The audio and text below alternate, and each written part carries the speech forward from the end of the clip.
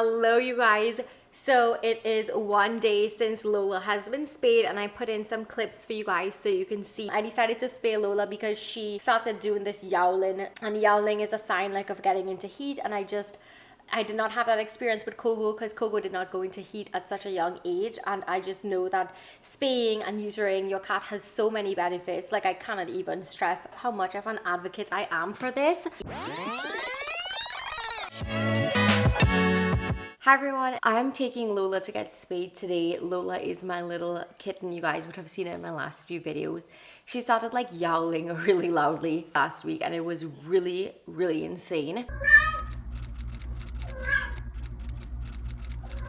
So she would climb onto my windows every single night and start screaming. It was very really traumatic because, like I said, Coco did not go through any of those things.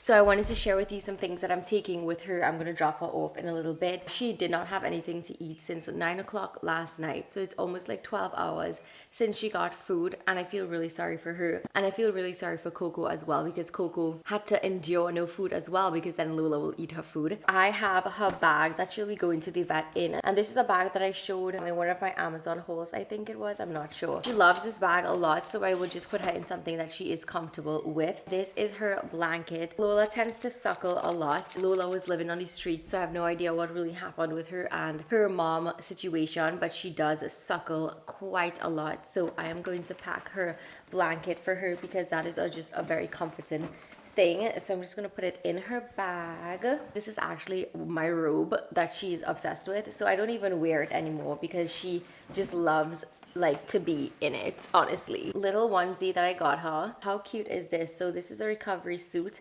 So you put this on them and she will be able to basically use the bathroom and do everything that she needs to do. And I think that will be really good because I would not be able to check on her for the next day because I have all of my workshops and stuff, and I didn't get anybody to cat sit for me. And I rather she has on the recovery suit because I think this is so much easier to work with compared to the cone from my experience with Coco. Obviously, this is not the print I would have chosen, but this was the only thing they had available, so this is what we went with. And then I packed her own food for her.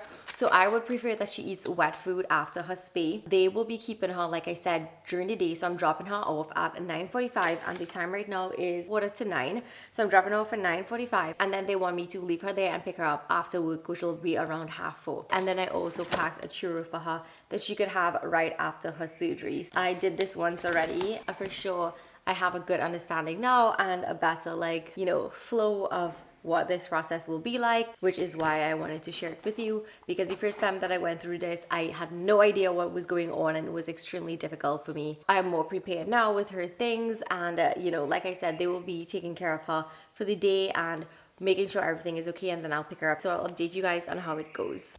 Hi.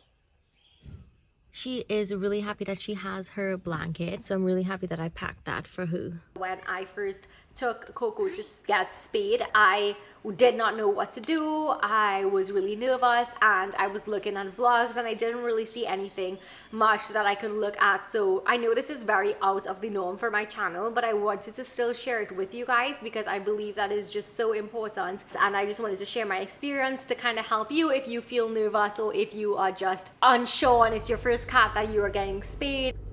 You guys, Lola is literally falling asleep right now. She is so unbothered. I'm so happy I took her little blanket. She's the cutest baby. Hi, you okay?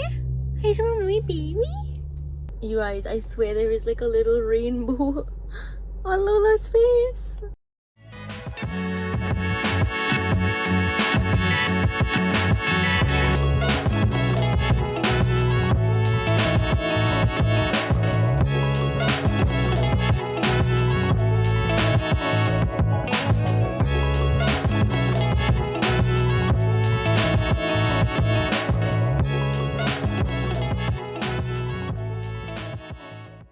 This is Lola right after her spay.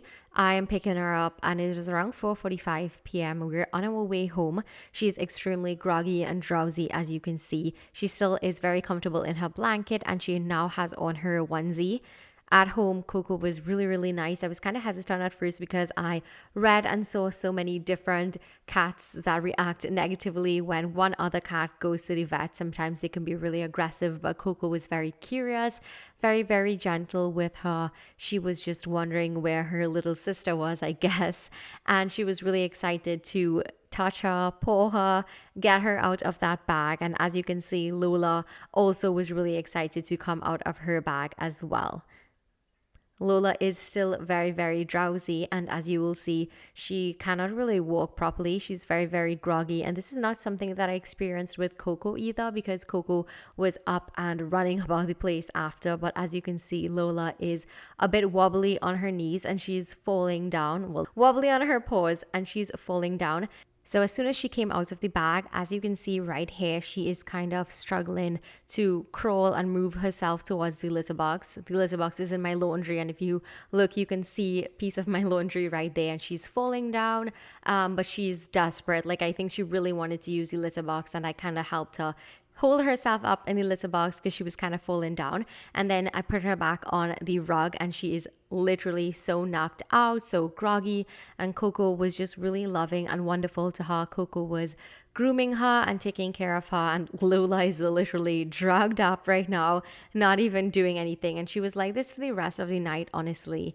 But it was really nice because she stayed by me so nicely. She slept on me, and I just really got to take good care of her. And Coco was really gentle and just really good. So I was really happy about that I did not have to separate them immediately or anything like that. Of course, I kept an eye on them, and that is something that you should definitely do if you have 2 or more cats and one of them comes home from the vet after a surgery like this. As you can see, I put out her robe, her blanket in quote. She's really yawning a lot, as you guys see, but she's very comfortable in her blanket and she put herself to sleep really, really quickly. So I was glad for that, and she just seemed to be doing really well overall. She used the litter box perfectly, and yeah, that's why I really love the onesie, because I did not have to worry about her having a cone on or anything like that. This is just what worked for me. I wanted to make sure and feed her wet food after her spay. I just feel like if it might be easier for her, for like her bowel movements and everything like that, I put a little bit of her wet food in her bowl. And as you can see, she's like licking her lips because I think she felt dehydrated at this point from the surgery maybe, and she's falling down again. So yeah, it was just kind of a bit of an effort for her to feed herself and kind of stand up. And this is Lola in the night. She is just such a baby. She was enjoying. I literally felt as if I have a baby because she had on the little onesie and everything, and she just curled up on me like this all night. And I'm not gonna lie, I truly did love it.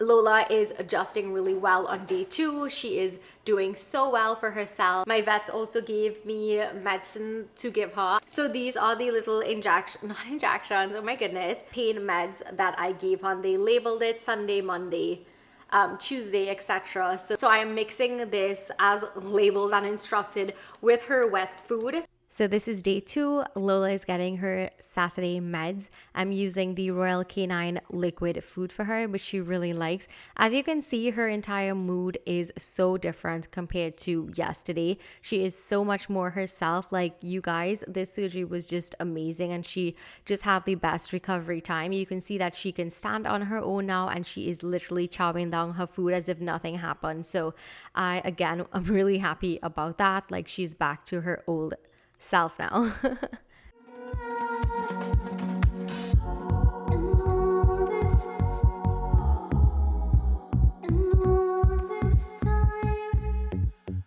can see Lola is just so comfortable right now in her onesie, and she is playing with her little toy. I do stress the fact that spaying and neutering when they're kittens are so much better for their recovery, because it's just so much a faster and easier process. And you can see that with Lola, she is acting as if nothing has happened, and I'm so grateful for this recovery. I was able to send my vets pictures of her incision, and they confirmed that everything was going really well so far. So again, I'm just, this was just really so much easier than the first time with Coco.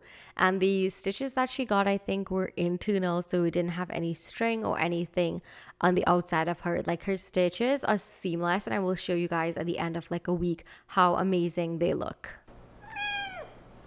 This was the only pattern it had, like the donut themed pattern, but at least it was pink, so I was like, okay.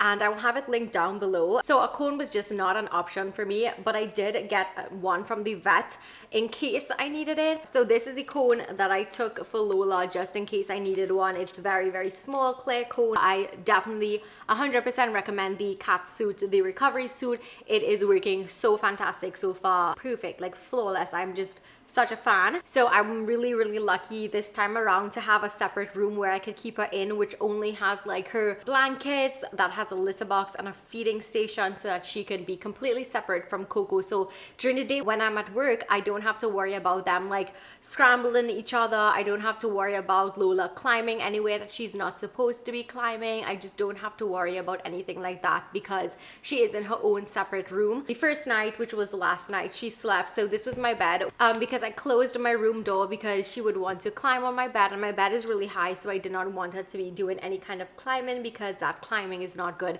because she after all did get stitches straight up. I have been binge watching Ginny and Georgia. Life has been good, and she has just been sleeping on me last night because she was really, really tired. But this morning I realized that she was running up and down with Coco. So this is Miss Lola, and you guys always see Miss Lola, but now she is in her little recovery suit. I have some pins at the back of here. She came out of it once, and I just wanted to make sure that she wasn't going to come out of it again. But yeah, she has been just such a saint, just very, very good. Hi, you okay? Yeah, I just make sure and have her little blankies and everything like that, and she's really, really good. I also got medicine to put on it with like a cotton for her. All I have to do now is basically follow up with my vets and just send them pictures of the incision over the next week as it heals. Spaying has so many benefits, including preventing uterine infections. It prevents diseases of the uterus, ovaries, and testes, decreases the incidence of breast tumors, which are malignant or cancerous in about 90% of cats, which is basically like breast cancers in cats. And spaying your pet before her first heat offers the best protection from these diseases. I always planned on spaying Lola. Her getting into heat at only 5 months old kind of really shocked me, so that's really what happened there. Spaying is really for the health of the cat. When you have a kitten and you spay neuter them at a young age, you have a shorter operation time, they heal faster. So when cats are not spayed or neutered, they tend to have a lot of behavioral issues that could be 100% avoided by spaying neutering.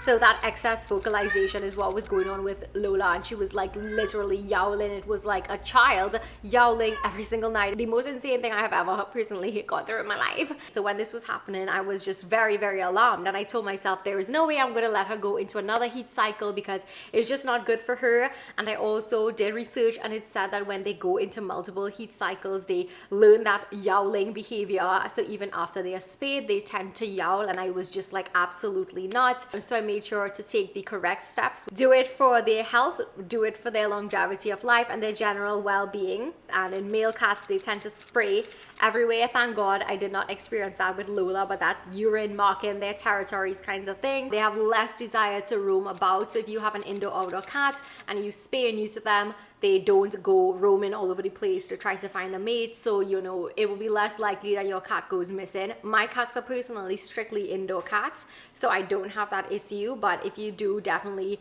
think about, no, definitely just spay and neuter, for God's sake. Of course, unwanted pregnancies. Cats can make so many kittens. It's just not something that I stand for at all. And I'm just not about having kittens all over the place. Even though my cats are indoor cats, I did it for themselves. But if you have indoor outdoor cats, like, please be a responsible pet owner. Spay and neuter so they will not bring kittens to you. Let us break that cycle of unwanted kittens that are just dying on the streets, that just have hard lives, that cannot live because they are just dumped. So just, I'm not a fan. So be sure you spay and neuter, please. Your cats can also live a longer and healthier life, and who does not want that as a pet owner? Honestly, it's just about doing it for their health and their well-being and just longevity of life, like quality of life. So once you follow along with the instructions that your vet gives you, you should be a-okay. You should be good to go. So this is Lola. It has been 1 week since her spay and she is doing so well. I just wanted to show you guys her incision, how well it healed. Like she wouldn't let us see. Shh, it's okay. Come. Like her incision has healed so. Lola is so silly. She has her tail in between so we can't get to see it. But she healed so well. Like you can look at how well it literally looks as if like nothing at all happened to her. She did so well, and as you can see, she is back to her usual self, not wanting to be held or anything like that. So I have this wound cleaner and a cotton swab, and that is what I would just dab onto her. She would not let me do that right now to get that on camera for you guys. So that was just basically it. But like I said, a week has passed and she is back to her usual and amazing self. So if you are going to spay your kittens, and I hope that you do, spay or neuter. Neutering is so much easier than spaying. Male cats recover so much easier. Female cats, yeah, their recovery time is a little bit longer. So if you are going through this for the first time and you needed some reassurance or anything, I hope this video did that for you. So thank you so much for watching this little vlog. Let me know if you have any questions. You can leave them down below and I can get back to you on them. All the best with neutering and spaying your kittens. It's going to be the best decision that you make and a really good one as a responsible pet owner. So yeah, I will see you in my next video. Bye. Mwah.